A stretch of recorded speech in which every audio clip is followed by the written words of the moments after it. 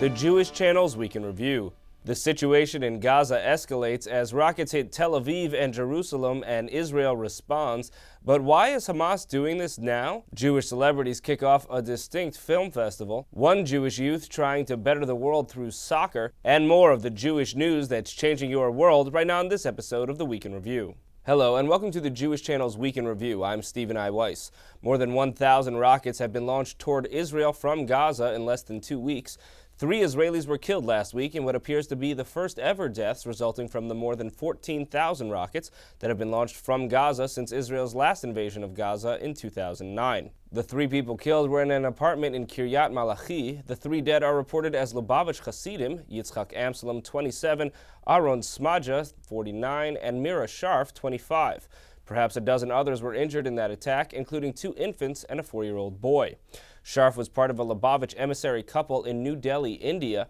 She'd been visiting Israel for a memorial service for the Chabad emissaries killed in a terrorist attack in Mumbai 4 years ago. She was a mother of 3 young children, and she was pregnant and planning on giving birth to her 4th child in Israel. Her husband was among those wounded in the attack. As we prepare for broadcast, Israel has not yet announced whether it will engage in a ground invasion in response to the dozens of rockets being launched daily. Israel's response thus far has been mostly limited to Air Force strikes. Israel seems to be targeting key leaders in Hamas and Islamic Jihad, as well as weapons caches. Civilian casualties among the Gazan population have resulted as well, though Israel says it is making significant efforts to avoid killing civilians who are occasionally used to shield weapons caches and terrorist group leaders from attack. The first major terrorist leader to be killed by Israel was Ahmed Jabari, Hamas's military chief. Several Islamic Jihad leaders have also been pronounced dead. Alongside them, at least many dozens of Palestinian civilians, including children, are dead. Some small portion of those Palestinian dead, however, are dead as a result of Palestinian fire. Around 10% of the rockets fired in Gaza never actually make it to Israel and strike within Gaza instead. What has most surprised observers in this conflict is the quality and quantity of arms Hamas has been able to muster. Striking targets as far from Gaza as Tel Aviv, Jerusalem, and even the Gush Etzion area in the West Bank, the various groups launching rockets and missiles from Gaza are impressing with their ability to terrorize Israelis and Jews across essentially all areas where they live. The conflict with Israel has brought new international attention to Hamas. A delegation including Egyptian President Mohamed Morsi visited. The Arab League has also sent a delegation. The diplomatic favoring of Hamas hasn't yet changed in the minds of any Israeli allies, though. And indeed, the White House is offering perhaps the clearest and most unequivocal support Israel has received in its conflicts with Palestinians in memory. Here's what President Barack Obama had to say at a press conference on Sunday. Let's understand what the precipitating event here was that's causing the current crisis. And that was an ever-escalating number of missiles that were landing not just in Israeli territory, but in areas that are populated. And there's no country on earth that would tolerate missiles raining down on its citizens from outside its borders. So we are fully supportive of Israel's right to defend itself from missiles landing on people's homes and workplaces and potentially killing civilians. And we will continue to support Israel's right to defend itself.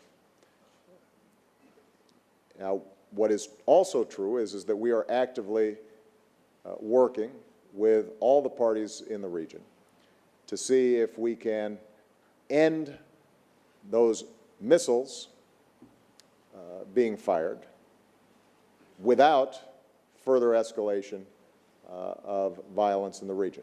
And so I've had several conversations with Prime Minister Netanyahu. I've had several conversations with President Morsi of Egypt. I've spoken to Prime Minister Erdogan of Turkey, who was visiting Egypt right in the midst of what was happening in Gaza.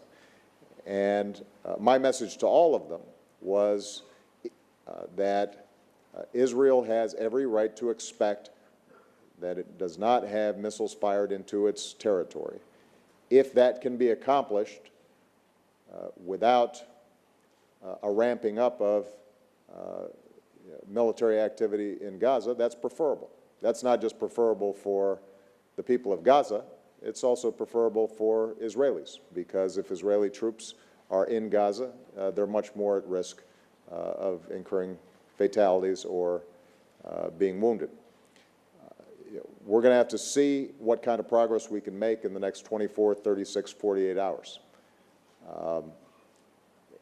But what I've said to President Morsi and Prime Minister Erdogan is that those who champion the cause of the Palestinians should recognize that if we see a further escalation of the situation in Gaza, then the likelihood of us getting back on any kind of peace track that leads to a two-state solution is going to be pushed off way into the future. And so if we're serious about wanting to resolve this situation and create a genuine peace process, it starts with no more missiles being fired into Israel's territory. And that then gives us the space to try to deal with these long-standing conflicts that exist.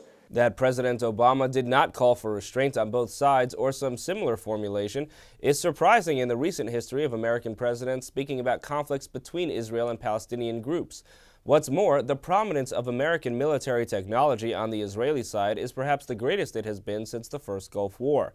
The Iron Dome system intercepting Hamas rockets and the American-manufactured Israeli fighter jets and guided missiles are what makes Israel's tactical responses possible. Within Israel, of course, the broad expectation is that the current conflict will send Israeli opinion rightward, toward the recently joined political party of Israeli Prime Minister Benjamin Netanyahu and Foreign Minister Avigdor Lieberman and further right parties, and away from more liberal contenders in an Israeli election that's now less than 60 days away. All these four realities created by rocket attacks from Gaza likely speak to the very goals of those rocket attacks. First, showing the world and the Palestinians that Hamas can inflict real damage and fear upon the Israeli civilian population increases the popularity of Hamas relative to its political rivals. Second, diplomatic support from Egypt, the Arab League, and others, and clear weapon support from Iran and Hezbollah puts Hamas into a different position on the world stage. Third, the recently re-elected President Obama has sworn off negotiations with Hamas since before he was in office and is now saying that this conflict will push off the peace process, a peace process that excludes Hamas and includes its chief political rival, Fatah. And fourth, pushing the Israeli electorate further rightward also likely leads to fewer diplomatic victories for Fatah, further increasing Hamas's relative prominence among the Palestinians. All in all, it's clear that Hamas has much to gain by doing precisely what it's doing, so long as seeing Palestinians die is not a major deterrent. And a potential Israeli ground invasion is likely to further all of those gains, unless the theoretical Israeli operation is perceived as somewhat unsuccessful by Israeli voters, as the 2007 Lebanon war was, which could lead Israelis to vote in new leadership in January. On the Israeli policy front, some clear lessons are already materializing. Firstly, the surprising reach of Hamas rockets makes clear that the blockade of Gaza has not kept arms from reaching terrorist groups in significant numbers, and those groups have in fact been able to significantly upgrade their arsenals. This puts into particular relief the public relations and diplomatic damage that Israel has seen result from enforcing the blockade with Gaza, most significantly the 2010 Israeli raid of a so-called Freedom Flotilla, which saw 9 civilians killed on board those ships, 8 of which were Turkish nationals, which made the incident the straw that broke the camel's back for friendly relations between Israel and Turkey. Shortly after that, Turkey took several measures to distance itself from Israel, including modifying the fighter jets it bought from the U.S. to allow them to fire at Israeli targets.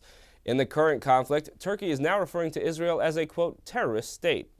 On the other hand, the inability to cause major damage through any means other than rockets suggests that Israel's land-border security approach is working. No suicide bombings or other by-land attacks seem to be being even attempted, much less succeeding in inflicting harm on Israel. But most prominently, the general policy regarding complete disengagement from Gaza and a different approach to handling Hamas than is used with Fatah is what is now going to be examined by Israelis. Moving on, a film festival here in the U.S. tries to bridge the divide between Israelis and Arabs. The Other Israel Film Festival features the kinds of films that aren't usually aired at Israeli film festivals, and to this cultural get-together, the Jewish people sent perhaps their most capable cultural ambassador, Mandy Patinkin. Christian Needham reports. Even as tensions ran high in the Middle East between Israelis and Palestinians, the JCC Manhattan opened its doors recently to the 6th annual Other Israel Film Festival, featuring a slate of films aimed at creating understanding between Jews and Arabs. And attending the opening night gala was actor Mandy Patinkin, who explained why he's a fan of the festival. I love the fact that it's embracing films that are examining the Palestinian-Israeli conflict and giving voice to populists that are rarely heard from. So that's very important. These are Israeli citizens. In many cases, many of the people that are portrayed in these films, Palestinian Israelis, and some of them don't have all the rights as Israeli citizens. And so this film gives voice to some of the equality that goes on in our homeland, which is painful but hopeful because of festivals like this and organizations like Peace Now and people who are unwilling to give up the fight to bring freedom, justice, and dignity to all humanity. So what more can you ask for? Patinkin has a major role in the Showtime series Homeland, inspired by a series originally produced for Israel. Actress Adi Ezroni from the Israeli version was also at the festival to display her support. This is all Israel. It's the minorities and it's the majorities, and it's really all groups. So I actually wish that as time goes on, the groups that are represented and individuals that are represented in the Other Israel Film Festival are all included in what is Israel. Festival founder Carol Zabar said that after 6 years of highlighting Arab life in Israel, criticism of the festival from within New York's Jewish community has eased. I think that what happens with any festival, it gets a name, and people are used to the festival, they know what it's about, and if anybody ever had any doubts, they said, what, a Jewish person doing films about Palestinian Israelis? I don't think that's so anymore. People have come, they've enjoyed the films. Nothing that we've shown has been inflammatory. And it's just a place where people are really happy to come to see these films that they can't see anywhere else. To hear from the director of the festival's opening night film, Sharkia's Ami Livni, please tune into the full broadcast edition of the Week in Review. Thank you, Christian. When we speak of changing the world, the idealism of the young often comes to mind. For one young teen, healing the world through soccer became a major ambition for which he's now being recognized. Meredith Gansman reports. We were too young for anyone to tell us we were being childish and dumb, so we started raising money, and even when people kind of were like, oh, you're not going to be able to do that, you don't know what that means, that was like, oh, now we're going to show them. If you think kids can't make a difference, then you'll get a real kick out of Kyle Weiss. At just 13 years old, Weiss and his brother developed Fund a Field with the goal to build soccer fields at schools for children in third world countries that have survived conflict and trauma.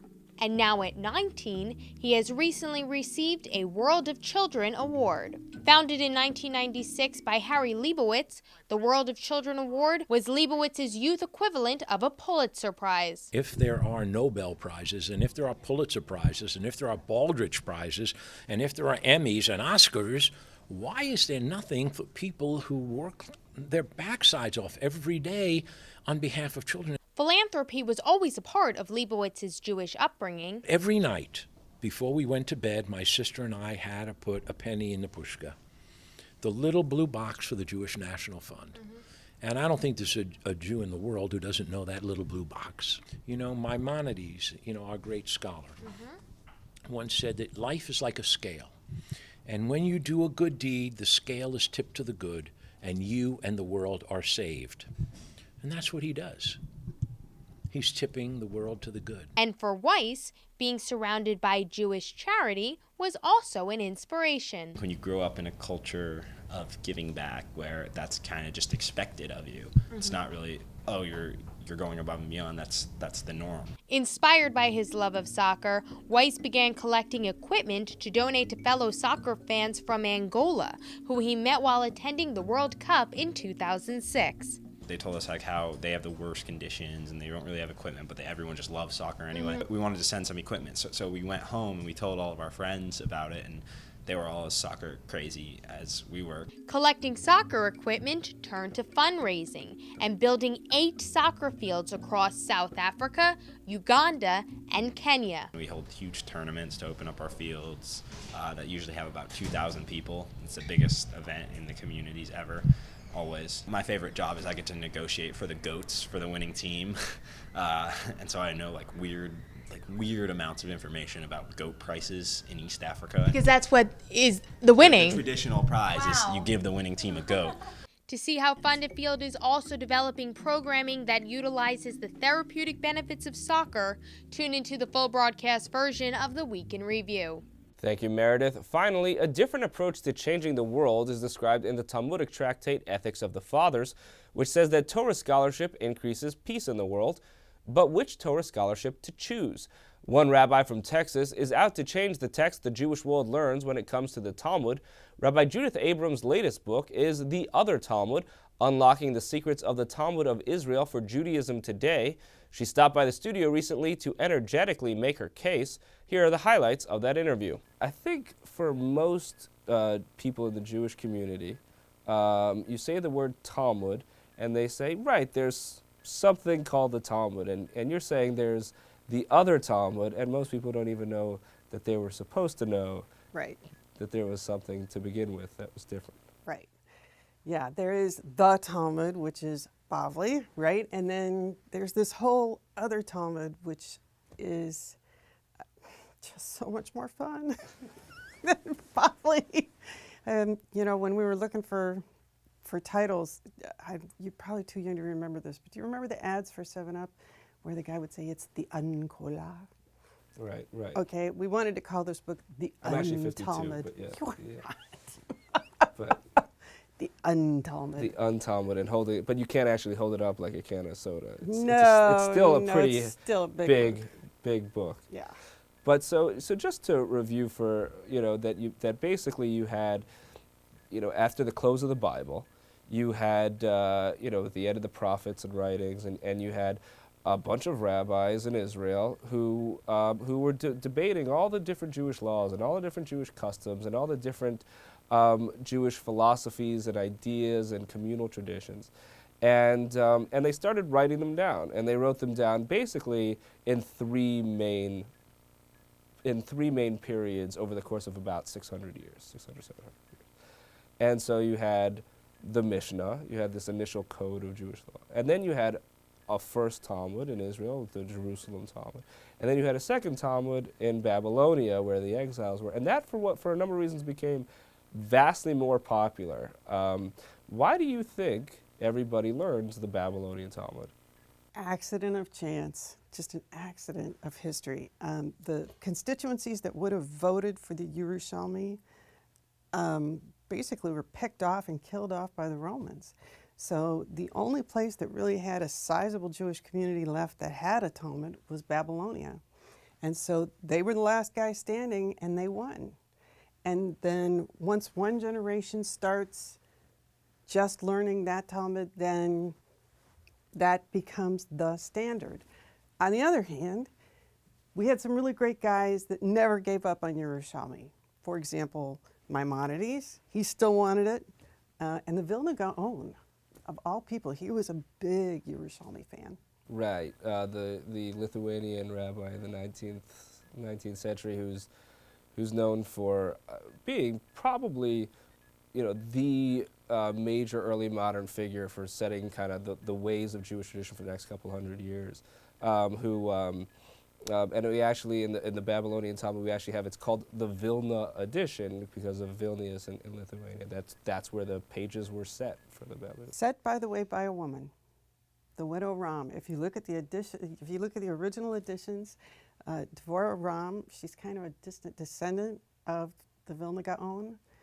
Somebody needs to write a novel about this lady. Right. And well, but actually, one of the major differences that you say in terms of this Babylonian Talmud and the Jerusalem Talmud, the Bavli and the Yerushalmi, is that you say, if we'd kept along with the Yerushalmi all these years, we'd have probably some different approaches towards women in the past couple thousand years. Towards women, towards being relaxed about Jewish practice, you know. You say tomato and I say tomato, and we're all okay with that. We would all be very relaxed. And studying Talmud would be very easy because the Yerushalmi is a lot easier than Bavli.